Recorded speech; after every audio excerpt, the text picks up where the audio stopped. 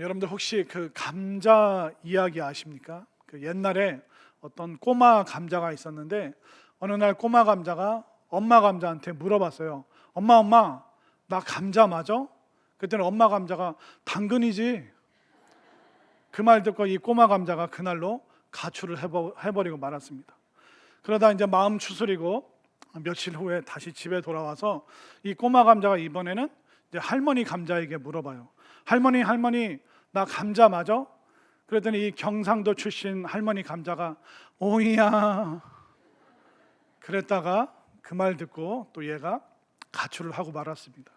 지금 한 3분의 1은 이해를 못했는데 여러분들 주보를 보시거나 옆 사람에게 물어보시길 바랍니다.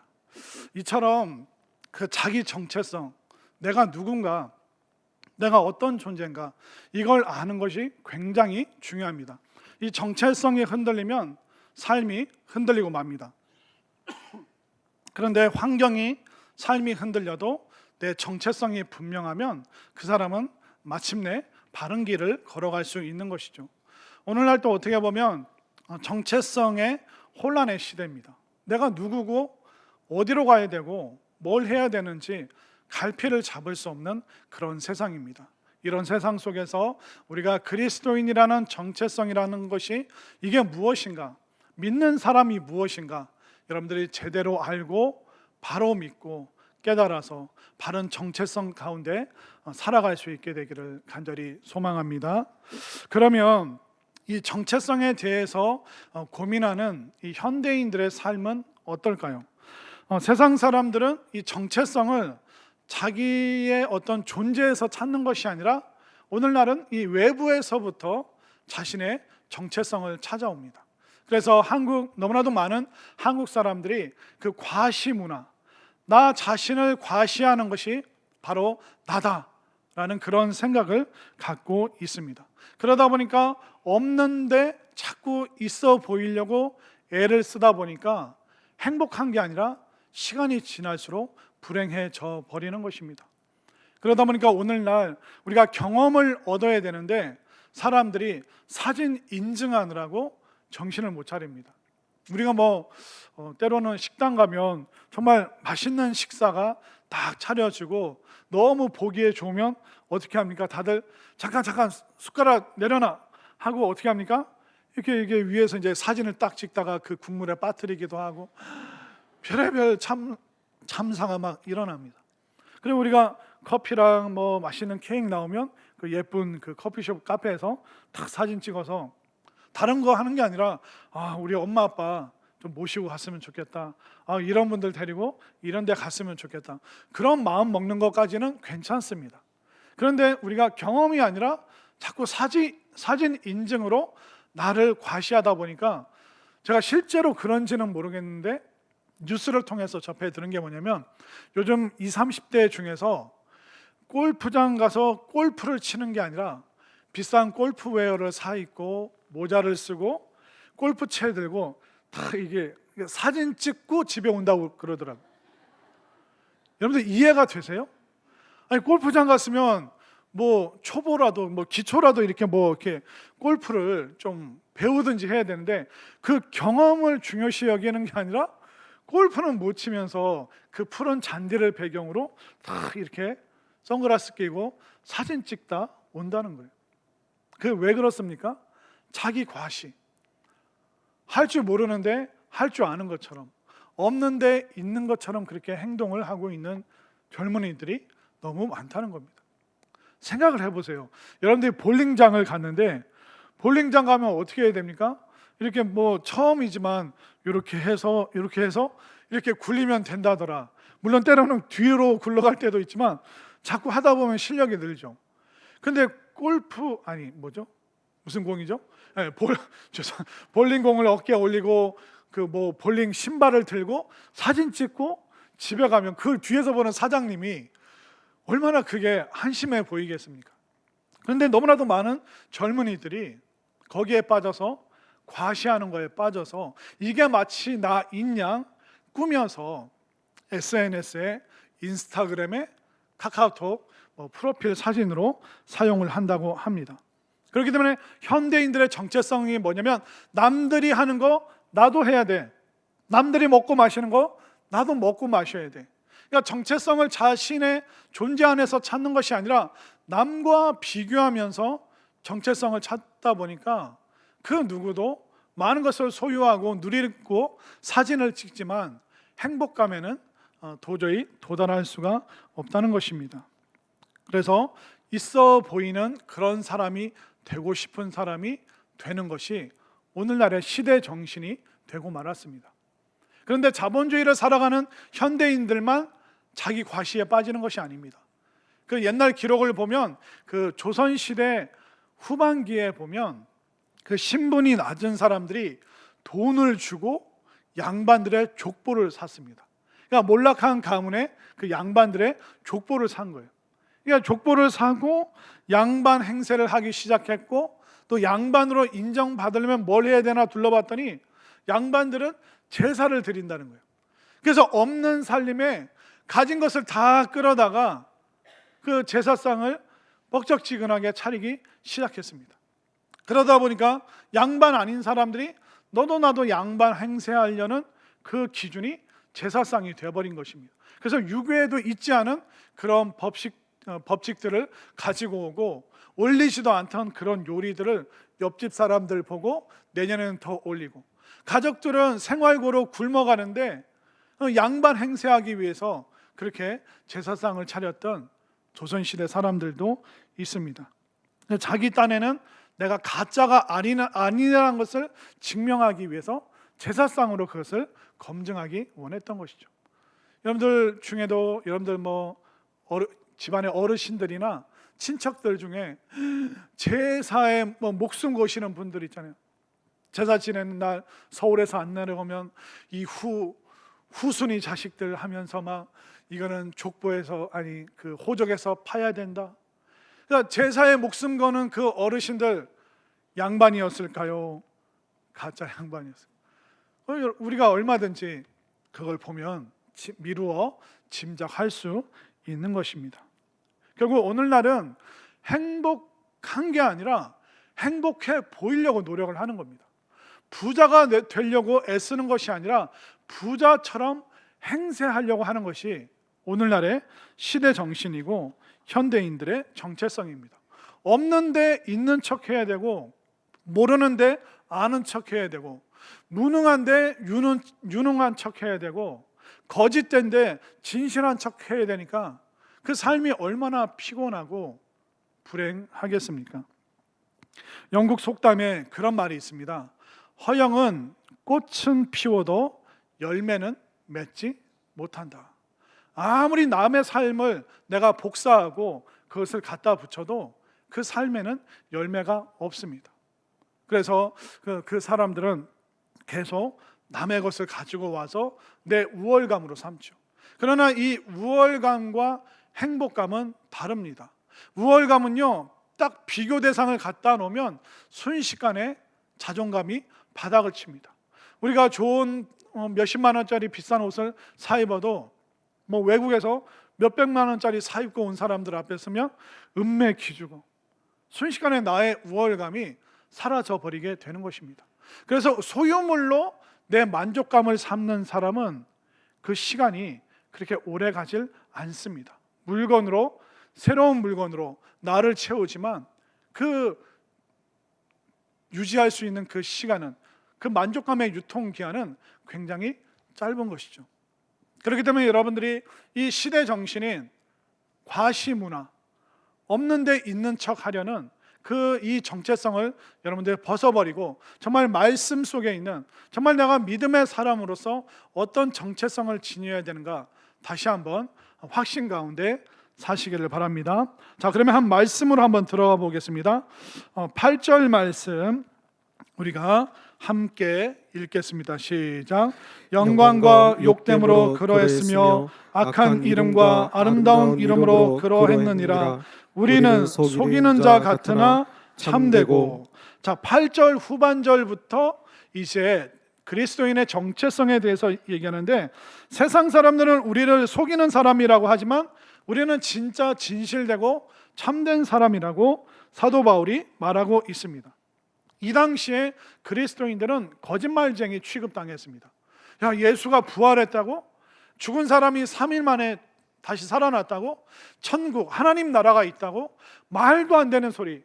야, 교회 다니는 사람들은 다 거짓말쟁이다. 이런 놀림을 받았습니다. 사도 바울도 민심을 요동케 하는 사람, 거짓 증언하는 사람, 저 사람 사도 바울 유대인 중에 유대인이었는데 지금 기독교인들의 그 쇠뇌를 받아서 엉뚱한 말도 안 되는 정신 나간 소리 하고 있다. 사도 바울을 거짓말쟁이 취급을 했습니다. 오늘날도 어떻습니까? 세상 사람들이 우리를 이단 사입이랑 똑같이 여겨요. 얼마 전에 제 아들이 몇 년 동안 공들였던 친구들 3명을 전도를 했습니다. 그래서 그날 이제 물어봤죠. 야, 친구들이 교회 와보고 뭐라 그래? 애들이 청소년부 예배 드리고 나더니 생각한 만큼 그렇게 이상하진 않았어. 그렇게 얘기를 하더래요. 그러니까 그 교회 처음 와보는 애들 입장에서는 교회는 신천지나 JMS처럼 이상한 사람들의 집단으로 여겼다는 거예요.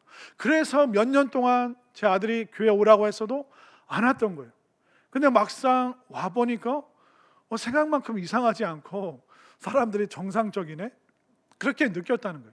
이게 세상 사람들이 바라보는 오늘날 그리스도인들에 대한 평가라는 것입니다. 그렇기 때문에 이단 사이비처럼 우리는 취급을 받을 수도 있습니다. 그러나 우리의 정체성은 뭡니까? 우리는 복음의 진리, 예수 그리스도가 우리의 구원자시고 우리에게 영생을 주셨으며 우리 주님께서 우리를 위하여 하나님 나라를 예비하셨음, 이 참된 진리 가운데 살아가는 것이 바로 여러분들의 정체성임을 분명히 믿으시길 바랍니다. 자, 그리고 또 어떤 정체성이 우리에게 있죠? 자, 9절 말씀을 함께 읽겠습니다. 9절 시작. 무명한 자 같으나 유명한 자요. 예, 거기까지. 우리는 세상에서는 무명한 사람입니다. 그러나 하나님 앞에서는 우리는 유명한 사람이래요. 혹시 여러분들이 대흥동이나 둔산동에 출몰이 아니죠. 거기에 가면 여러분들 사람들이 와 하고 여러분들 알아봐 주나요? 아무도 우리를 알아봐 주질 않습니다. 그냥 아저씨, 아줌마 중에 한 명이죠. 저도 마찬가지입니다. 우리가 세상에 뉴스에 나오고 나가면 사람들이 알아봐 주고 사인 받으려고 줄 서고 그런 존재는 아닙니다. 그러나 세상에서는 무명하지만 하나님 나라에서는 여러분들의 가장 유명한, 여러분들의 이름이 하나님 나라에 기록된 사람임을 믿으시길 바랍니다. 지금 우리가 왜 이곳에 와 있을까요? 지금 왜 우리가 교회 예배 자리에 있을까요? 사실 여러분들 마음만 먹으면 하와이 가서 시간 보내고 유럽에 막 다니고, 여러분들 얼마든지 그럴 수 있잖아요. 그렇다고 하세요. 얼마든지 여러분들 그렇게 할 수 있잖아요. 그런데도 여러분들이 이 예배 자리에 오신 이유가 뭘까요? 여러분들 스스로 오신 것 같죠? 그렇지 않습니다. 하나님께서 여러분들이 너무 보고 싶기 때문에, 여러분들이 너무 그립기 때문에 매주 하나님께서 하나님 나라에서 가장 유명하고 보고 싶은 여러분들 한 사람 한 사람을 지금 이 자리에 부르셨기 때문에 내가 예배 자리에 있다는 이 정체성, 세상 사람들은 나 몰라줘도 하나님은 나 부르시고 하나님은 나 기다리시고 하나님께서는 나를 가장 이뻐하신다 믿으시길 바랍니다. 제가 예전에 한번 말씀드린 것 같은데, 제가 애들 막 4살 5살 때 어릴 때 놀이터 데려가잖아요. 놀이터 가면 애들이 많아요. 그때 제가 누구만 쳐다보고 있을까요? 네, 저희 아들만, 딸도 쳐다보고 저희 애들만 바라봅니다. 여러분들은 어떻게 하십니까? 놀이터 가면 애들 많이 있지만 내 손주만 바라보시잖아요. 하나님께서 그 심정으로 여러분들 한 사람 한 사람을 가장 지극한 마음으로 바라보고 기다리고 계심을 믿으시길 바랍니다. 이 정체성, 하나님께서 나만 바라보고 계시고 하나님께서 나를 가장 사랑하시는구나, 이것이 여러분들의 당당한 자신감이 될 수 있기를 바랍니다. 그리고 또 하나님께서 우리에게 주시는 그 정체성이 뭘까요? 자, 9절을 다시 한번 읽겠습니다. 시작. 무명한 자 같으나 유명한 자요 죽은 자 같으나 보라 우리가 살아있고. 아멘. 거기까지요. 우리가 죽은 사람 같으나 살아있는 사람이다. 이 말이 무슨 말이냐면 그 초대교회 당시에 제자들이 살아갈 때 그때는 진짜 믿음으로 인하여 죽는 사람들이 굉장히 많았습니다. 사도 바울이 옥에 갇혔을 때 야, 기독교 끝났다. 제자들이 여러 형장의 이슬로 사라져갈 때 사람들은 야, 기독교인들 다 죽었다. 저 사람들 끝났다. 그러나 교회는 한 번도 굴복되지 않고 또 기독교는 역사 속에서 사라진 적이 한 번도 없습니다. 여러분도 혹시 그 중국의 모태똥을 아십니까?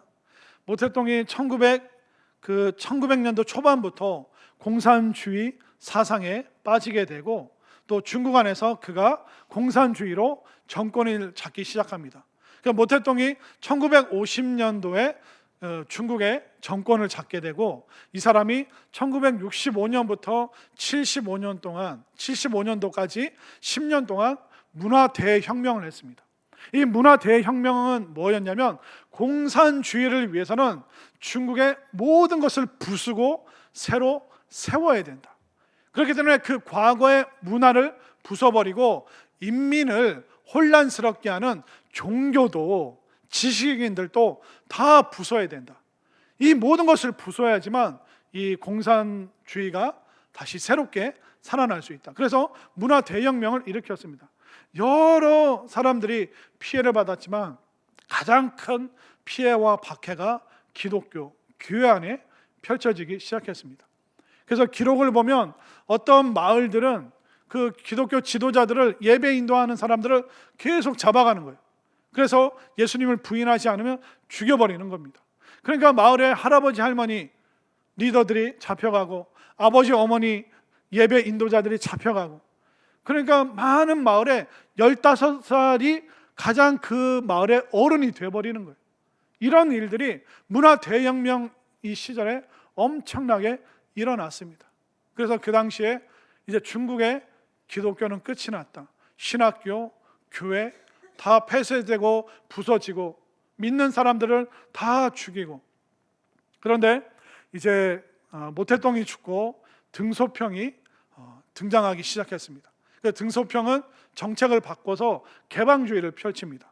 그래서 1990년대 미국 서방 선교사들이 중국을 들어가면서 야, 이 중국의 기독교 어떡하냐 하고 딱 중국에 들어갔는데 웬걸요?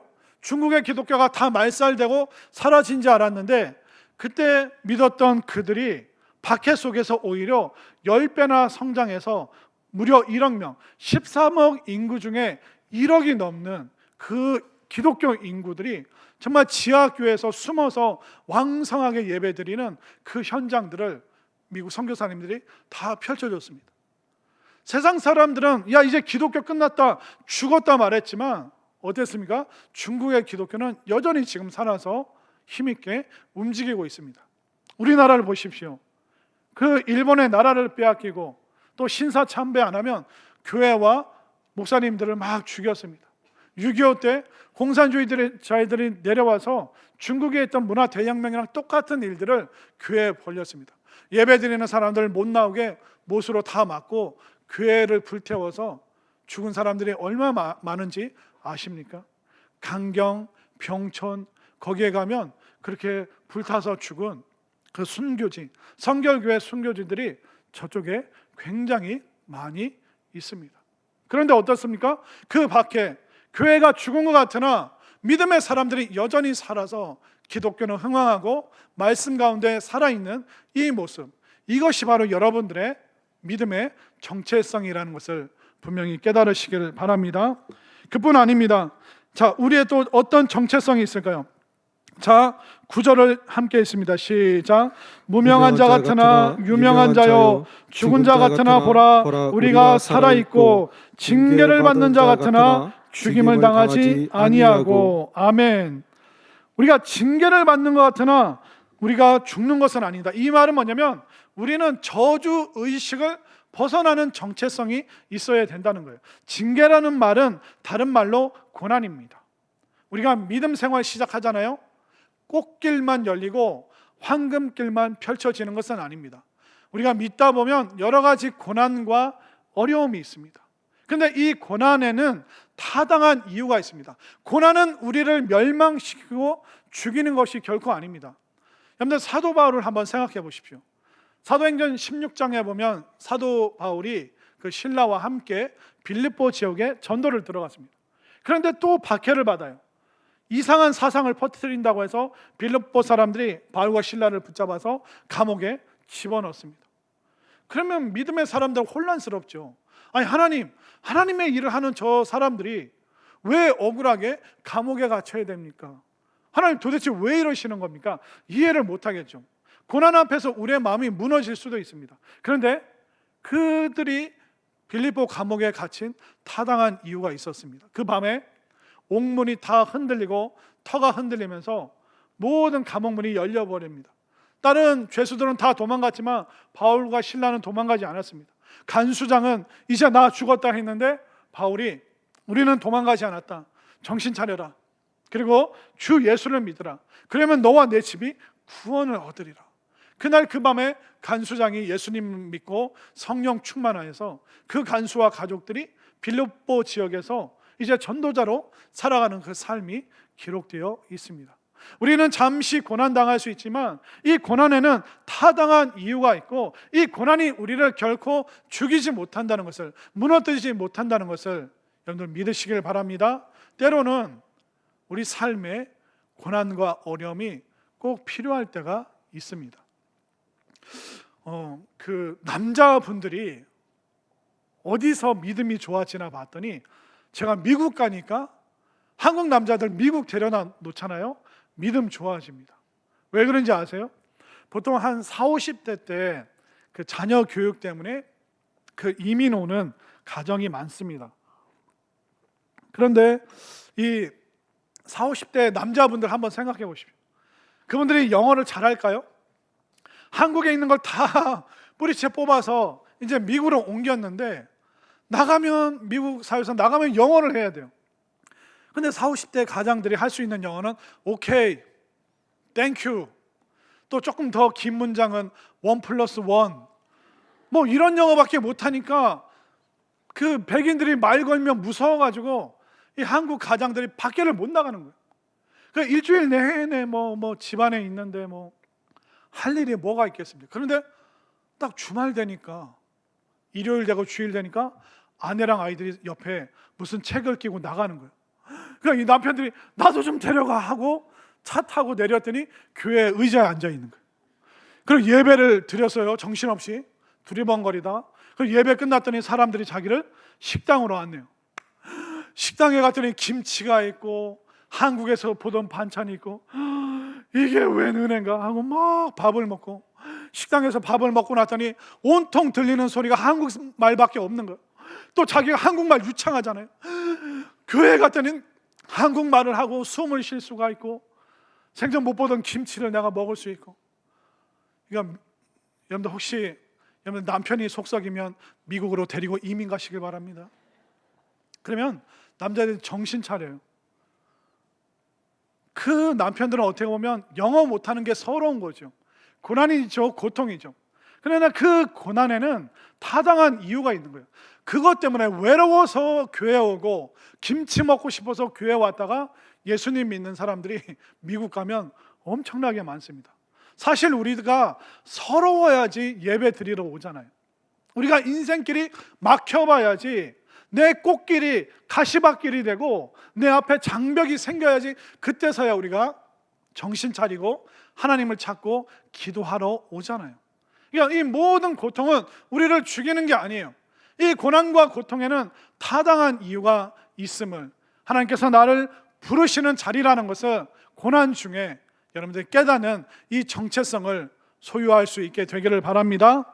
또 어떤 정체성이 우리에게 있어야 되죠? 자, 10절 말씀 함께 있습니다. 시작. 근심하는 자 같으나 항상 기뻐하고. 아멘. 거기까지요. 근심하는 것 같으나 우리는 기뻐할 수 있다. 사실 우리가 믿음 생활을 해도 고민은 끝나지 않습니다. 우리가 교회를 다녀도 자녀 양육을 해야 됩니다.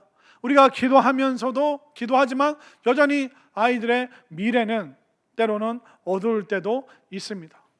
온 나라가 불경기다, 불황이다. 이걸 피할 수 있는 사람이 어디 있겠습니까? 우리가 믿음 생활해도 더위는 더운 거예요. 여기서 피할 사람은 아무도 없습니다. 그러나 우리는 그 환경으로 인해서 절대로 무너지지 않는 그 정체성을 소유해야 됨을 믿으시길 바랍니다. 그러니까 우리는 환경을 초월하는, 환경을 극복하는 것이 우리 믿음의 사람의 DNA, 정체성이죠. 여러분들 로마에 가면요, 카타콤이라는 지하 도시가 있다고 말을 합니다. 이 카타콤 지하 도시가 어떻게 생기게 됐냐면, 로마 그 수도에 살던 노예들 중에 많은 사람들이 그리스도인이 되었습니다. 그런데 이 로마 황제들이 본인들이 뭐 실수를 하면 본인에게 집중되는 것을 이렇게 사회적인 문제를 일으켜서 불을 지른 다음에 기독교인들이 그렇게 했다. 무슨 안 좋은 일이 생기면, 자연재해가 생기면 기독교인들이 잘못 살아서 그렇다. 그러니까 기독교에 대한 엄청난 핍박이 로마 시대 때 있었습니다. 그러다 보니까 그들이 삶의 현장에 못 있고 도망친 곳이 어디냐면, 세상 사람들이 불길하게 생각하는 시체를 모아두는 그런 공동묘지. 그래서 유럽은 이렇게 뻥뻥뻥 그 대리석 그런 성분이 있는 그런 곳은, 이렇게 석회석 성분이 있는 곳은 구멍이 난 곳에 시신을 안치했는데, 그런 곳에 시신 옆에 숨어 있고 시신 모아놓은 동굴에 숨고, 그런 방법이 아니면 살아날 방법이 없다 보니까 그들이 너무 많은 그리스도인이 몰리니까 그 시신 모아둔 그 동굴 지하를, 그 석회석 바위들을 파고 내려가기 시작했습니다. 그래서 나중에 그 로마의 박해가 끝나고 나서 고고학자들이 그 카타콤 지하 도시, 무덤 밑에 있는 그 도시의 총 길이를 쟀더니 무려 900km인 거예요. 여러분들 진짜 다 놀라셔야 되는데, 서울에서 부산까지가 500km입니다. 근데 무려 이 도시를 몇 년 동안 파내려갔느냐? 무려 300년. 여러분들, 세상에 어떤 박해가 300년 동안 이어지는 박해가 세상에 어디 있습니까? 우리가 나라를 잃어버린 게 36년이었습니다. 그런데 그것도 치욕스러워서 이를 갈고 있는 것이 어떻게 보면 우리의 심정이죠. 근데 36년도 아니고 300년 동안 그들은 지하도시에서 시체들과 함께 그곳에서 살았습니다. 그러니까 미로처럼, 개미굴처럼 만들어온 그 지하에서 햇볕 못 보고 자녀들과 함께 그 후대가 300년을 살아남았던 것이죠. 그러니까 여러 방들이 있으면 어느 날은 어떤 방 앞에 물고기 그림, 익투스라고 하는데 물고기 그림을 그려놓습니다. 암호예요. 이번 주는 여기서 예배드립니다. 그럼 몰래 조용히 거기서 예배드립니다. 그래서 지워버리고 다음 주에는 지도자가 또 다른 곳에 물고기 그림을 그리면, 아, 여기서 예배 드리는구나. 지나가면서 이제 그걸 인지를 하고 거기 모이는 거죠. 그런 식으로 300년을 어떻게 버틸 수 있습니까? 그러나 그들은 그 환경에 굴복하지 않았고, 그 300년의 박해가 끝나고 마침내 313년 밀라노 칙령에 의해서 로마가 공식 종교를 기독교로 삼게 되었습니다. 가장 박해 많이 받고 가장 긴 시간 동안 고난이 있었지만, 그들은 그 고난의 환경에 무너지지 않고 그 고난을 초월하여 오히려 로마를 복음으로 뒤엎는 놀라운 능력의 사람들이었습니다. 우리가 지금 세속문화, 과시문화, 우리를 정신 못 차리게 하는 이 세상을 복음으로, 은혜로 이 세상 환경을 새롭게 뒤집을 수 있는 그 정체성을 여러분들이 이 시간 갖게 되기를 소망합니다. 그리고 또 10절을 다시 한번 읽겠습니다. 시작. 근심하는 자 같으나 항상 기뻐하고, 가난한 자 같으나 많은 사람을 부유하게 하고, 아무것도 없는 자 같으나 모든 것을 가진 자로다. 아멘. 가난한 사람이에요. 우리는 아무것도 없는 사람이래요. 그런데 우리는 많은 사람을 부유하게 하고 모든 것을 가졌다. 사실 이 말씀을 가난한 자 같으나 많은 사람을 부유하게 하고, 그 위에 있는 거랑 똑같이 하면 가난한 자 같으나 부유한 자요라고 말해야 되는데, 많은 사람을 부유하게 하는 사람이라고 표현하고 있습니다. 여러분들, 다른 사람을 부유하게 하려면 내가 먼저 가지고 있어야 돼요. 곳간에서 인심 난다고 없는 걸 어떻게 나눠줍니까? 있는 걸 나눠줘야죠. 근데 성경은 우리가 다른 사람을, 아니 많은 사람을 부유하게 만들 수 있다고 하는데, 우리 믿음의 사람들이 갖고 있는 것은 하나님으로부터 받은 은혜, 그리고 소망, 이 믿음, 우리가 갖고 있는 것은 세상이 없는 것이라는 것을 여러분들 믿으시길 바랍니다. 그렇기 때문에 우리가 세상 나가서 나눠줘야 될 게 뭐예요? 먼저 은혜 받은 나의 믿음, 먼저 더 큰 은혜 받은 나의 이 풍성한 마음, 사람들이 비웃을 때 그 은혜로 내가 웃어줄 수 있는 마음, 사람들은 나에게 인색하게 대하지만 먼저 은혜 받은 내가 오병이어를 나누듯이 함께 나눌 수 있는 넉넉한 마음, 이 은혜를 여러분들이 사람들에게 풍성하게 나눠줄 수 있게 되기를 바랍니다. 여러분들이 가지고 있는 그 은혜의 부요함, 그것을 여러분들의 남편이, 여러분들의 자녀들이, 아내가, 여러분들 만나는 많은 사람들이 여러분들의 그 따스한 은혜를 정말 받아 누릴 수 있도록 여러분들이 그렇게 살아가 주시기를 바랍니다. 그리고 10절 후반전에 아무것도 없는 것 같으나 모든 것을 가진 자로다, 이게 무슨 말씀일까요? 없는데 다 있대요. 예를 들면 이런 겁니다. 어떤 사람이 사업을 하다가 갑자기 힘들어졌습니다. 부도가 났습니다. 집도 빼앗기고 절도 빼앗기고, 절은 없으시죠? 집도 빼앗기고 차도 막 압류가 들어오고 막 아무것도 없어요. 그래서 다 해결하고 났더니 빈털털이에요. 길거리에 이제 내앉게 됐어요. 가방 하나 들고 나왔는데 갑자기 어느 날 아내가, 예를 들어 설명하는 거, 아내가 남편에게 작은 종이를 들고 오더니, 여보 나 이거 됐어. 지난주에 샀는데 확인해 보니까 나 이거 됐어. 이게 뭘까요? 예, 돼 보신 분들은 아네. 이게 뭔 종인지도 설명도 안 드렸는데, 예, 돼 보신 분들은 아는 거예요. 아무것도 없는데 갑자기 그 종이 한 장이 딱 생긴 거예요. 자, 그러면 1등 됐으면 여러분들 어디로 가야 되는지 아세요? 안 돼봤구나. 여러분들 안 돼봤는데 된 척을 하셨구나. 1등 되면요, 서울에 있는 농협 본점을 찾아가셔야 됩니다. 그게 서대문 구청역인가 거기에 있다고 그러더라고요. 그러면 이 대전 분들이 이 종이를 아내가 손에 보이게 들고 다닐까요? 아니면 남편 위 호주머니에 꼭꼭 넣고 다닐까요? 그냥 호주머니에 넣고 단추 잠궈요, 안 잠궈요? 단추를 잠그겠죠. 그리고 기차를 타고 갈 때, 기차역에 섰을 때 사람들이 가까이 오면 어떻게 할까요? 저리가, 아내가 가방을 휘둘리면서 어디 우리 남편 가까이, 난리가 나요. 아무도 내 곁에 못 오게 만들게. 그러면서 막 두리번거리면서 막 경계심을 가지고 기차를 타고 서울 서대문 구청까지 가겠죠. 아무것도 없는데 그 사람들은 지금 풍요롭습니까? 풍요롭지 않습니까? 너무 풍요롭죠. 아내가 말하는데 이번 주에 나 혼자만 돼서 40억이래.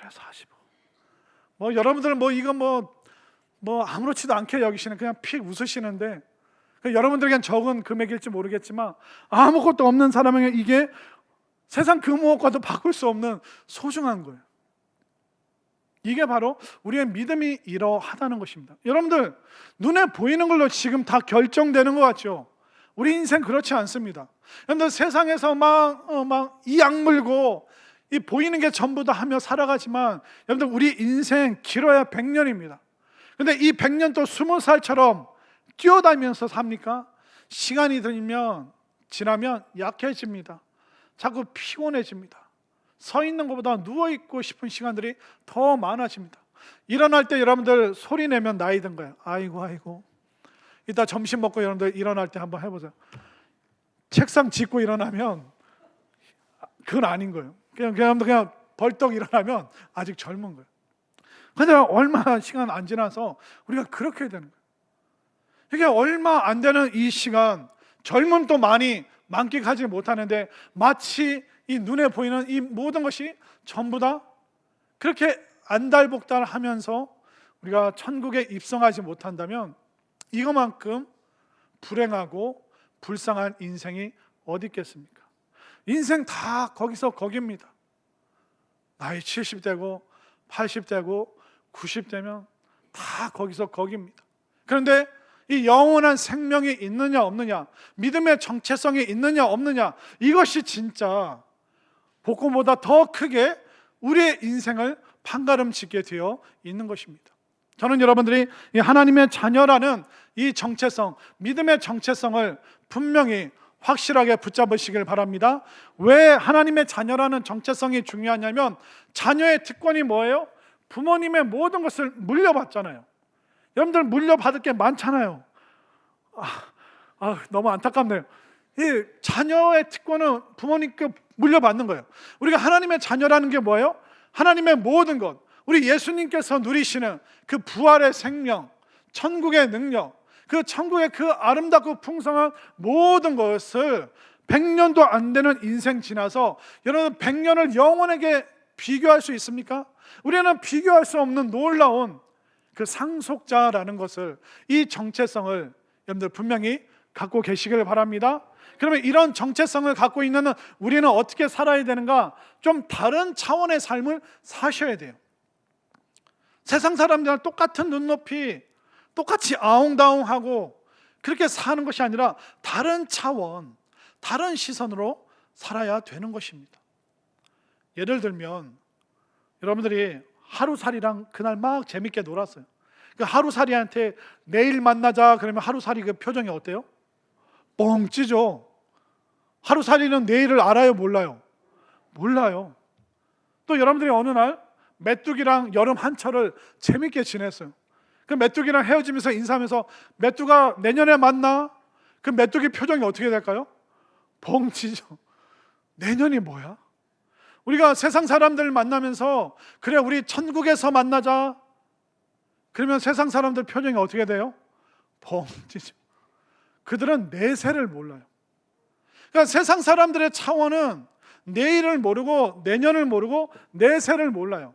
그러나 하나님의 자녀된 여러분들의 정체성은 이미 하나님 나라를 소유하고 있고, 우리는 하나님 나라의 그 시간에 올라서서 지금 영원 속에서 지금 여러분들의 삶이 출발되어 있다는 것을 믿으시길 바랍니다. 이 세상의 유산은 부모님이 돌아가셔야 받잖아요. 그런데 하나님 나라의 유산은 내가 돌아가셔야 받는 거예요. 왜냐하면 이 육신을 떠나야지만 하나님 나라에 우리가 입성하기 때문에 내가 죽는 순간 우리는 하나님 나라를 소유물로, 상속으로 받게 되는 것이죠. 그렇기 때문에 우리는 이미 하나님 나라에 포함돼서 살아가는데 다른 차원으로 살아야 되는데 옆에 사람들이랑 똑같이 그렇게 우리가 막 눈이 시뻘개져서 산다는 것은 아직 우리의 정체성과 그 차원을 모른다는 것입니다. 오늘 이 시간 여러분들이 믿음의 정체성, 정말 내가 환경을 초월해야 되는구나, 우리가 살고 죽는 것을 뛰어넘어서 정말 이 땅에서 믿음의 이 정체성이 얼마나 소중한가, 그리하여서 여러분들이 이 세상 살아가면서 정말 삶은 바닥을 칠지라도 여러분들의 마음과 믿음은 그 누구보다 그 높은 차원을 달릴 수 있는, 정말 믿음으로 새로운 정체성으로 승리할 수 있는 우리 모두가 될 수 있기를 간절히 소망합니다.